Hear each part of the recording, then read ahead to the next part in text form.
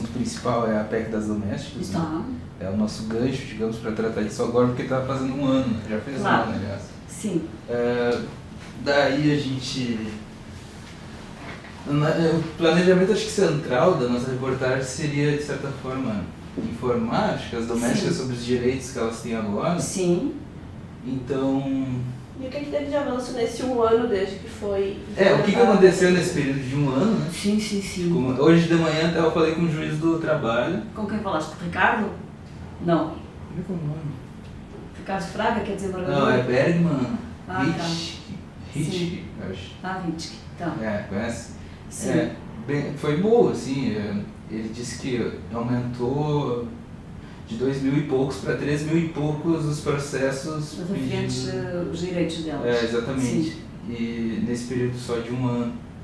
Então, assim, o que aconteceu nesse período de um ano para cá, posso dizer, e também esclarecer, assim, alguns pontos, tipo, o que a gente viu aquele dia na palestra lá, o Salão Nobre da URGS, por exemplo, que elas tinham esses 9 direitos, Sim. e agora elas passaram a ter vários. Quais que elas não têm, no teu ponto de vista? Que não, na verdade, assim, hoje, assim, elas têm praticamente todos os direitos que os demais trabalhadores têm. O que eu quero chamar a atenção mais, assim, na entrevista, que é uma coisa que me preocupa mais, é, por exemplo, assim, elas não tinham acidente de trabalho, proteção em acidente de trabalho. E elas passaram a ter direito ao auxílio de acidente de trabalho. Contudo, continua aquela enorme dificuldade que eu coloquei na palestra, porque nós não temos possibilidade de fiscalizar o meio ambiente de trabalho delas, porque só com visita marcada. Quer dizer, nós damos um direito para elas e esse direito teria também direito à saúde e segurança no trabalho. E esse direito, para mim, no meu entendimento, porque eu trabalho mais com responsabilidade, ele não está sendo levado. Há uma distinção entre elas e os demais trabalhadores por força da circunstância de elas trabalharem na casa, na família, no espaço sagrado privado. Então, assim, esse é um direito que dificilmente a gente já tem uma equidade e vai levar tempo para ter essa igualdade. De resto, elas têm assim, e tem aquela outra coisa, são duas coisas que depois vamos colocar na entrevista, mas são duas coisas assim que me preocupa muito, que é essa questão da saúde e segurança no trabalho, que é a questão do estabelecimento do nexo causal em doença profissional, que é a outra questão que lá tive até divergência com a Michelle, que depois, na verdade, cheguei aqui no escritório e fui ver que o Fundo de Garantia mais tarde, já em outubro, veio a ser regulamentado. Mas outra grande diferença é aquele fundo que criaram para a demissão. Os demais trabalhadores, quando são demitidos, têm a justa causa, não têm a justa causa, eles têm direito a sacar os 40% do Fundo de Garantia. Elas só têm direito a sacar 40% de um fundo esdrúxulo que foi criado e se elas ensejaram a justa causa, elas não têm direito. Quer dizer, é um quisto, uma aberração isto aqui. Não é alguma coisa, o empregador tem que já ir acumulando 3% ao mesmo? 3,2%, para que lá... Para esse fundo de demissão. Sim, que daí para que quando elas saem elas pegam isso, né? Pegam isso só se elas provarem que foram demitidas sem justa causa. Sim. Bom, então se a gente puder começar contigo te apresentando, dizendo quanto tempo tu mora no Brasil, o que você é especializada aqui. Sim. Digo eu, dizem vocês? Tá. Eu vou... Não, já tô ligado. Deixa eu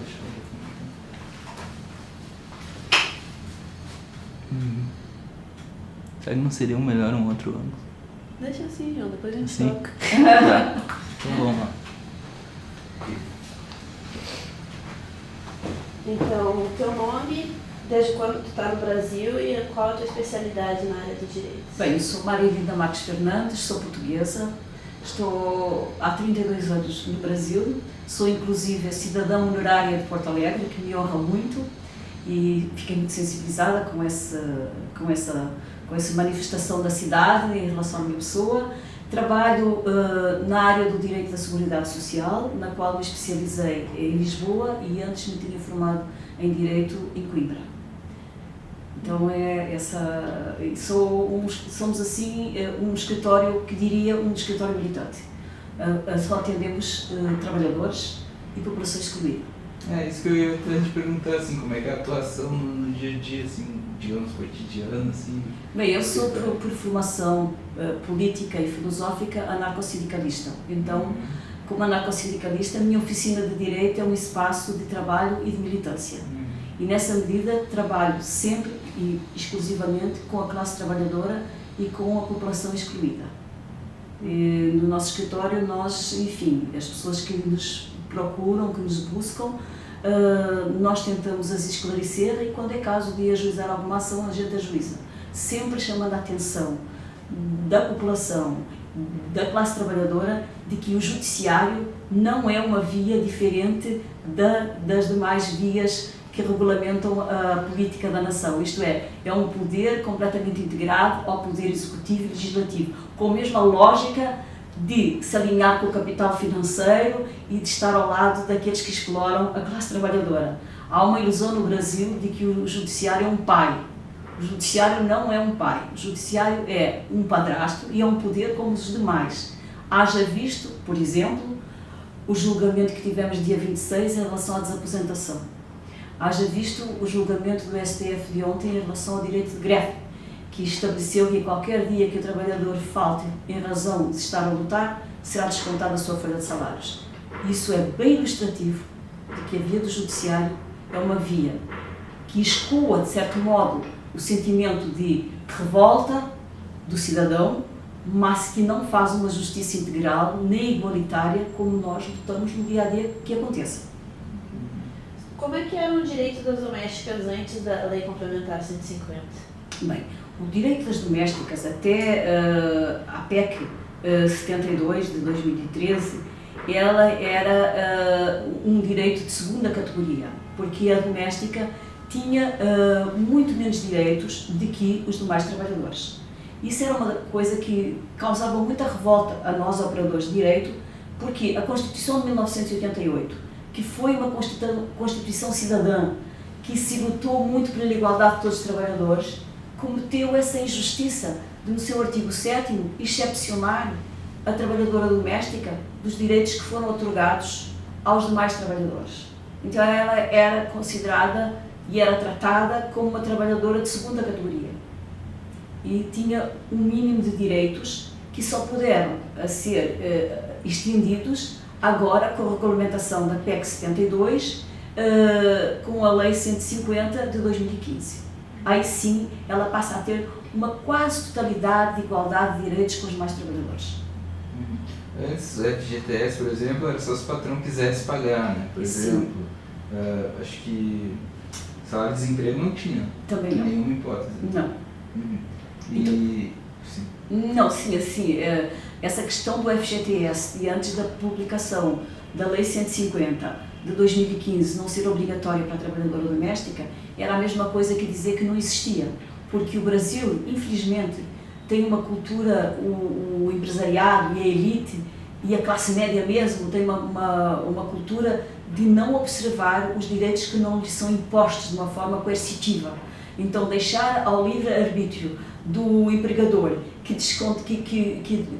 fizesse o desconto para o depósito para o fundo de garantia era a mesma coisa que dizer que a trabalhadora doméstica não tinha fundo de garantia, porque não existe uma cultura do respeito ao direito.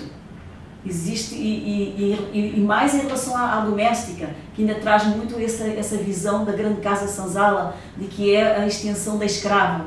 Ela continua ainda muito ligada do ponto de vista do onírico coletivo, do subconsciente coletivo brasileiro, como uma extensão ainda da escrava, quer dizer, que é um trabalho ainda que não é valorizado como deveria ser. Então o fundo de garantia só passou agora a ser efetivo, isto é, se o empregador não descontar, não depositar o fundo, ele será passível de sanção numa justiça do trabalho se o trabalhador doméstico vier a questionar que não houve depósito. Eu queria que tu falasse um pouquinho sobre a tua visão sobre a Previdência Social no Brasil, que eu achei que era uma visão distante do que a gente costuma ouvir. Por que as domésticas, ou enfim, o trabalhador em geral, resiste tanto em dedicar um dinheiro específico para a aposentadoria? É assim, na verdade, existe assim, a Previdência Social, ela é, neste momento, e também em outros países, também na Europa e tudo mais, em que são aplicadas as políticas de austeridade, a Previdência Social é sempre o cavalo de batalha, porque através das reformas que os governos propõem para a Previdência Social, eles vendem uma imagem de que se fizerem a reforma da Previdência o país vai se salvar e haverá dinheiro para pagar os benefícios futuros, que com o envelhecimento da população a continuar como está, não haverá dinheiro futuramente para pagar os benefícios futuros. Vejam bem, a Previdência Social aqui e em outros países que são da mesma família do direito brasileiro, do sistema continental, baseia-se muito na folha de salários. Então, quando há muito desemprego, independentemente dessa questão do envelhecimento da população, quando há muito desemprego, claro que a fonte de receita da Previdência diminui.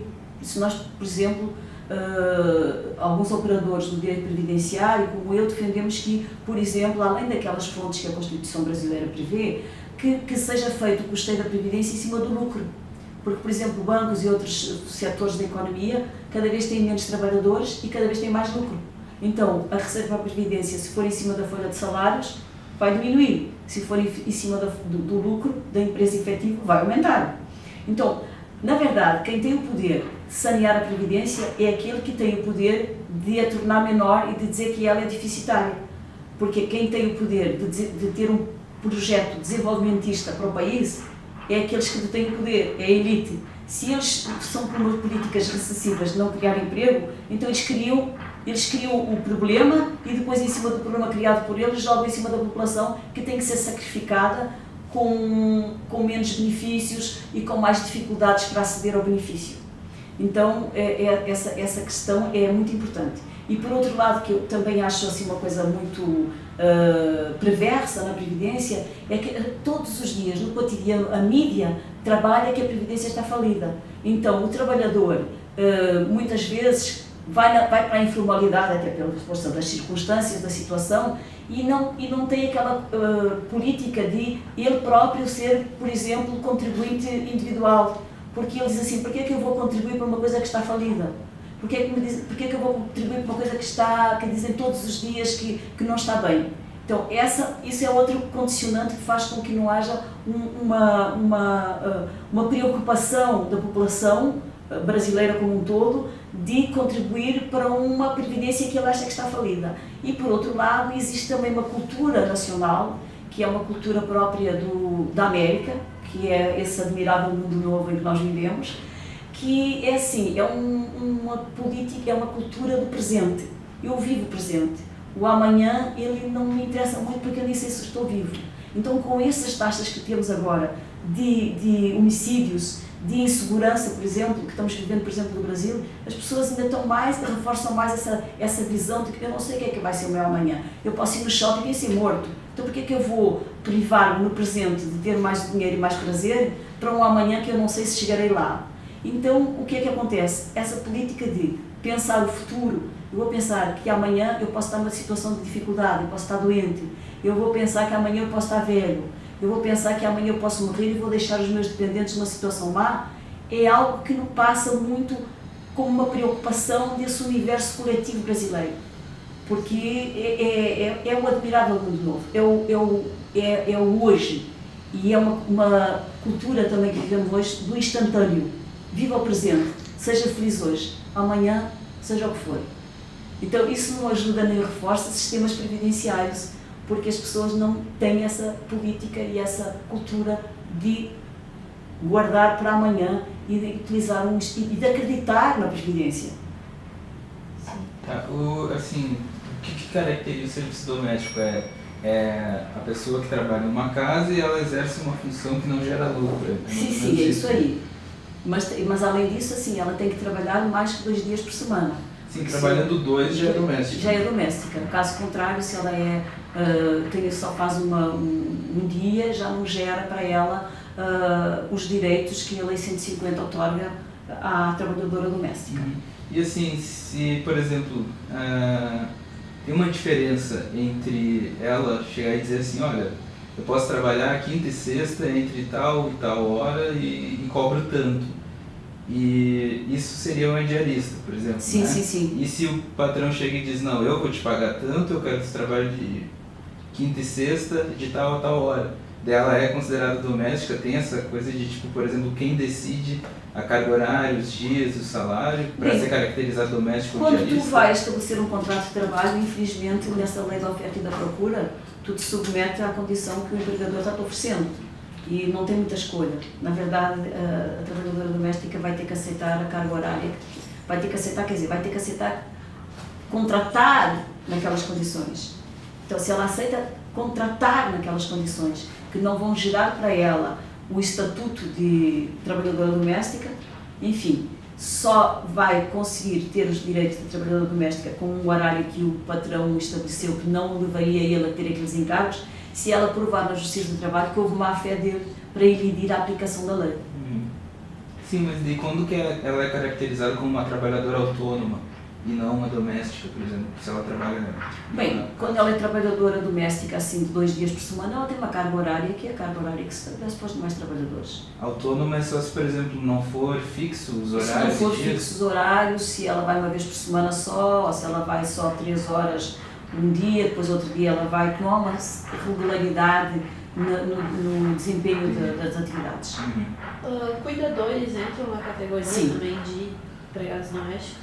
Cuidadores, assim, os que são, por exemplo, vinculados a um determinado sindicato, por exemplo, tem cuidadores que são enfermeiras, são auxiliares de enfermagem, e aí já entram na regulamentação das suas categorias.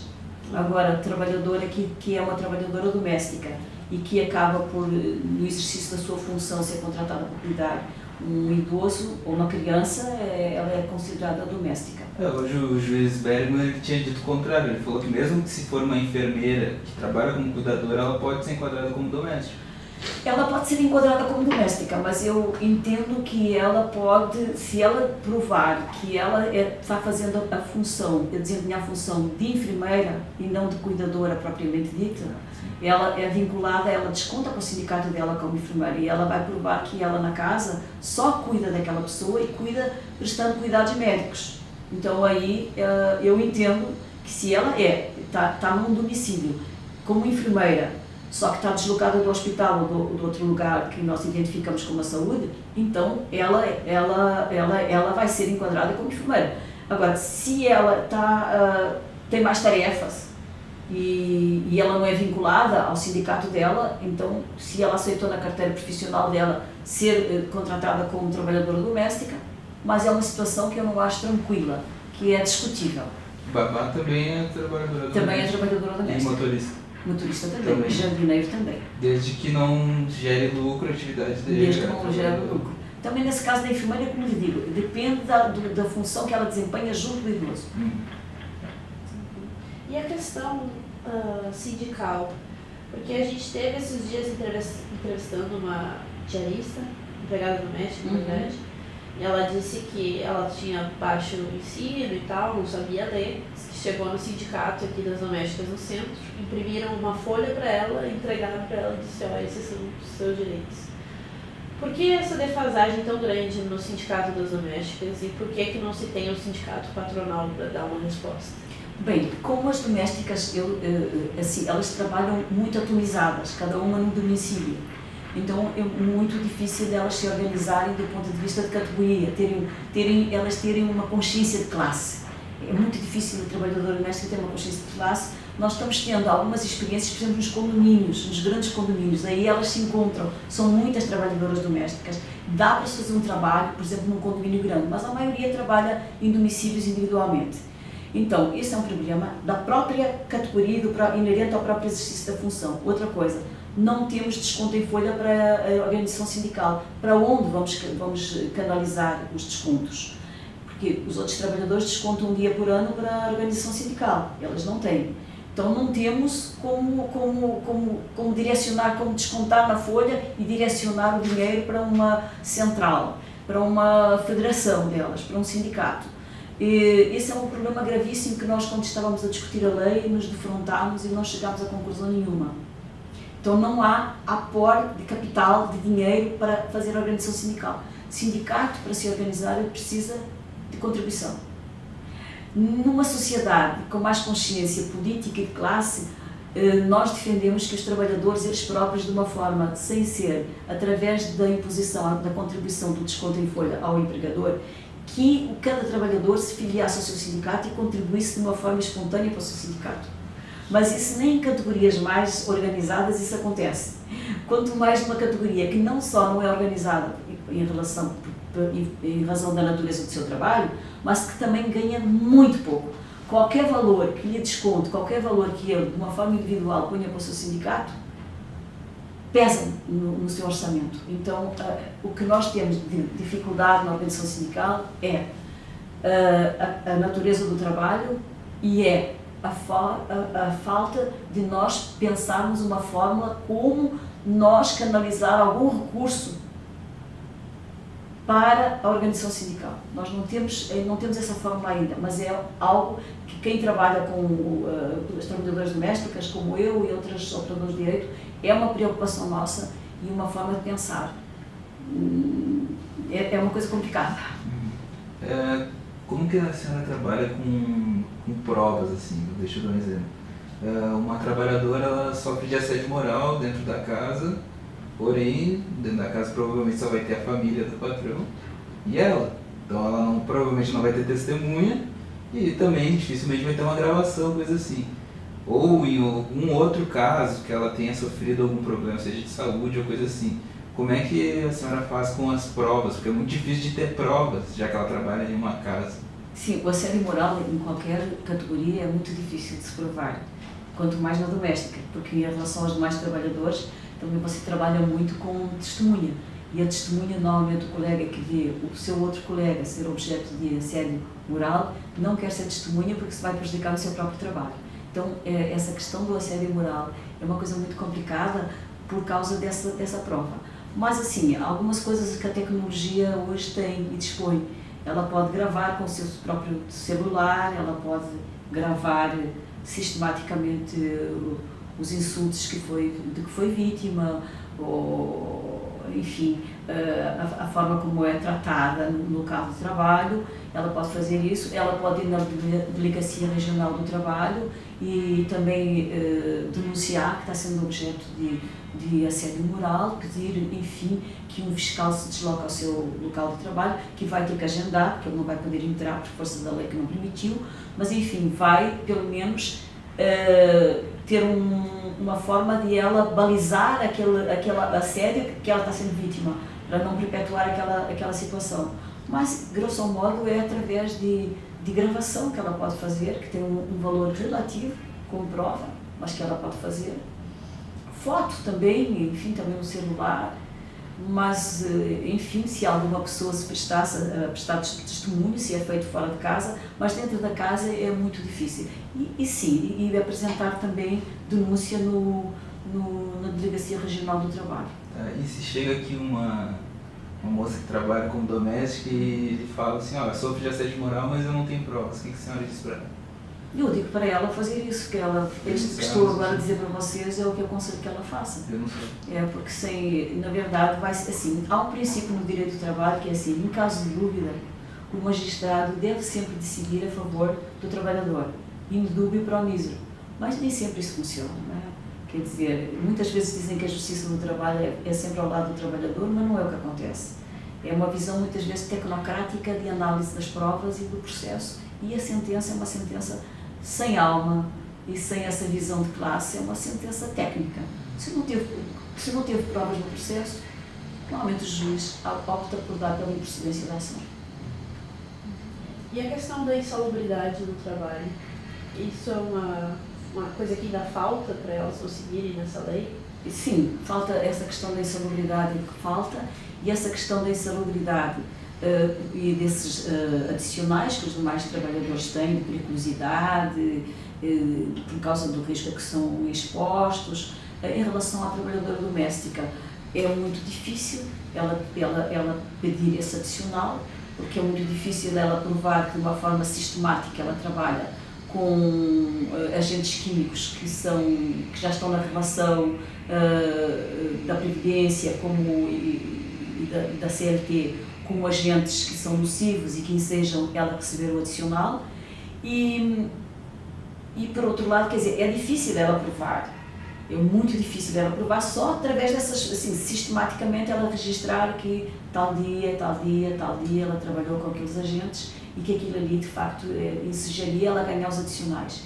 E esse facto de ela ter muita dificuldade em provar essas circunstâncias em que trabalha, leva também a outro ponto que me preocupa muito, que é a questão da doença profissional da trabalhadora doméstica, porque nós, para estabelecer o nexo causal, muitas vezes alergias que elas apresentam, é muito difícil porque elas não têm muita prova de que trabalharam com tal agente químico, com tal limpador de vidros que causou toda aquela alergia a ela. Então, estabelecer o nexo causal para a trabalhadora doméstica em caso de doença profissional é outro problema grave para nós. Sim, o esforço repetitivo também pode dar algum problema. Sim, eu, por exemplo, consegui assim, uma senhora da PUC que lavava muitas janelas, que limpava muitas salas de aula, conseguimos estabelecer. Mas porquê? Porque essa senhora trabalhava como ser artista, não como trabalhadora doméstica, mas exercendo tarefas que são da mesma natureza que as trabalhadoras domésticas, com caráter público. Quer dizer, era uma coisa que era muito fácil de aprovar, porque havia muita gente que havia, assim, ela limpava muitos vidros, ela limpava muitas salas, e portanto essa senhora conseguiu estabelecer o nexo causal, mas sendo uma trabalhadora não enquadrada como trabalhadora doméstica. E vê assim uma média de, por exemplo, de em quanto tempo que elas começam a apresentar assim, problemas de saúde, vamos supor, depois de 20 anos trabalhando nisso, normalmente já tem esses problemas de saúde? A trabalhadora doméstica, ela acaba por assim, apresentar doença, cansaço e também assim, mais auxílios de doença, é uma trabalhadora que adoece mais que as outras, porque ela é mais suscetível, por exemplo, à depressão, porque ela trabalha muito sozinha, silenciosamente, ela não tem o convívio.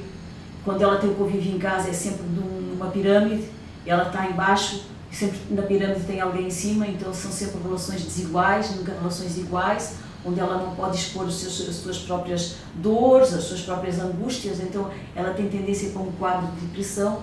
Também ela vive normalmente em condições não muito boas, condições de casa pequenas, sem condição muitas vezes de água, esgoto, o mínimo de habitabilidade, mora longe do trabalho, as que moram na Restinga gastam 2 horas por dia para ir e vir ao trabalho, quer dizer, ela tem que levantar muito cedo, ela deita tarde, elas não têm qualquer tipo de suporte para criar os seus filhos. Há uma dificuldade enorme a questão das creches, continuamos sendo um país com um déficit enorme de creches para as trabalhadoras domésticas, sofrem mais com isso porque elas não têm renda, elas dependem exclusivamente das creches públicas, então a questão da escola, não ser um turno integral, então tudo isso dá um desgaste para ela muito grande do ponto de vista psíquico e do ponto de vista físico é também essa questão, como lhe disse, um stress muito grande para chegar ao trabalho, uma má alimentação, más condições de sono. Então é um trabalhador que adoece muito mais que o outro.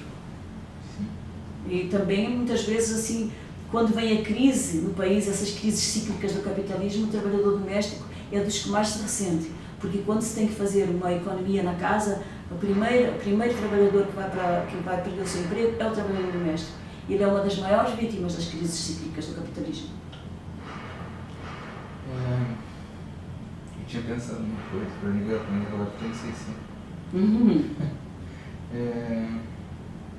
Nossa, que é?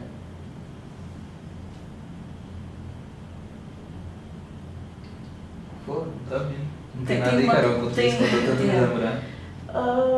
Eu ia perguntar, mas acho que talvez tu já abordou isso, da questão dela se dedicar à casa do outro e não se dedicar à sua própria, e não se dedicar aos seus filhos, e como é que isso acaba interferindo, mas acho que... Não, eu acho uma boa questão, porque assim, remete para o filme de A Que Horas Ela Volta, que a personagem principal, ela dedicou a sua vida a criar o filho da família, e deixou a sua filha entregue a terceiros para ela poder realizar o dinheiro necessário para assegurar a educação da sua própria filha. E acaba por ter uma relação mais próxima com o filho do terceiro, que é o filho do explorador dela, do que com a sua própria filha. Isso vai trazer conflitos enormes, bem ilustrado no filme de A Que Horas Ela Volta. Eu achei uma ilustração importantíssima.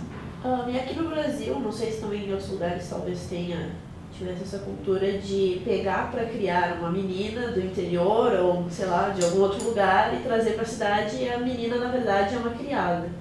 Como é que tu já aprendeu algum caso assim? Como é que isso se estabelece? É assim, nesse caso, assim, na Europa nós não temos mais essa figura. Isso aí já está ultrapassado há muito tempo, primeiro porque existem muito poucas crianças e depois